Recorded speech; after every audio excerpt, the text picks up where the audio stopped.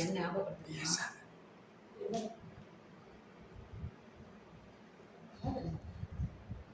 அது போட்டு க்ளோஸ் பண்ணு.